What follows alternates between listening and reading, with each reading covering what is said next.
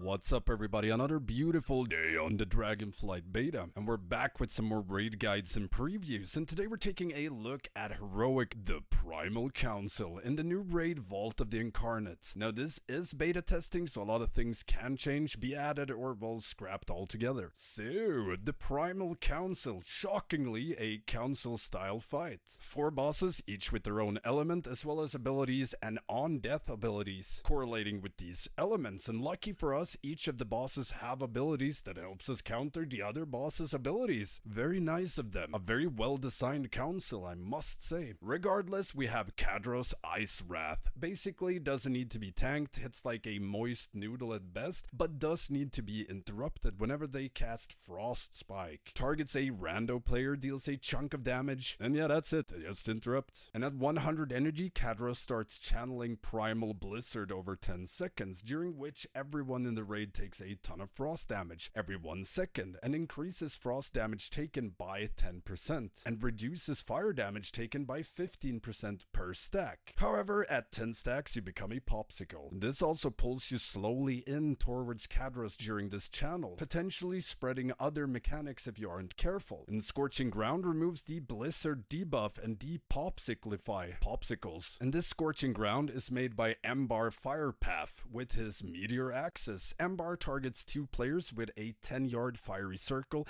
After a few seconds, this deals lethal damage split between all targets, and increases damage taken by subsequent Meteor Axis. You can't stack these two up. And on top of this, upon expiration, you spawn Scorched Ground, which deals a ton of damage if you cuddle in it. And this axe also shatters any earthen pillars that are up. Now on top of this, Embar will also use Slashing Blaze. At 100 energy, Frontal Cone smacks the tank, dealing a big chunk of fire damage and leaves a nasty dot that lasts for 15 seconds. And this stacks, so eventually tanks will need to swap on this one. Then we have Dathea Stormlash, which is Dathea Ascended, another boss in the same raid. Uses some of those abilities here as well. I guess Blizzard really liked those mechanics. Usually they wait at least 1 or 2 tiers before they reuse them. Yeah, well, Lightning Bolt, interruptible cast, smacks rando player. Otherwise there's Chain Lightning. Unsure how this is intended to work. At the moment it just hit literally everyone, so it did not require spreading. You just took it to the face. Conductive Mark, however, does require spreading. Targets like a third of the raid with a 5-yard circle, deals a chunk of damage on application and then ticking damage. Also increases nature damage taken by 10% per stack. Now, more importantly, if a unmarked player moves into a marked player circle, they get marked as well, so it duplicates. It also refreshes the OG circle's debuff timer, and if 2 marked players cuddle, they get increased nature damage taken stacks instead, and also refreshes. So this is one of those legendary spread mechanics. Now you can also remove Conductive Mark by grounding them into an earthen pillar, which Opal Fang helps supply. Very thoughtful. So these earthen pillars targets 4 random players or player locations. After a bit, a pillar emerges, dealing damage and knocking players away. And then they stand there, tall, proud, rigid. And if players with Conductive Mark moves within 5 yards of a pillar, it gets removed.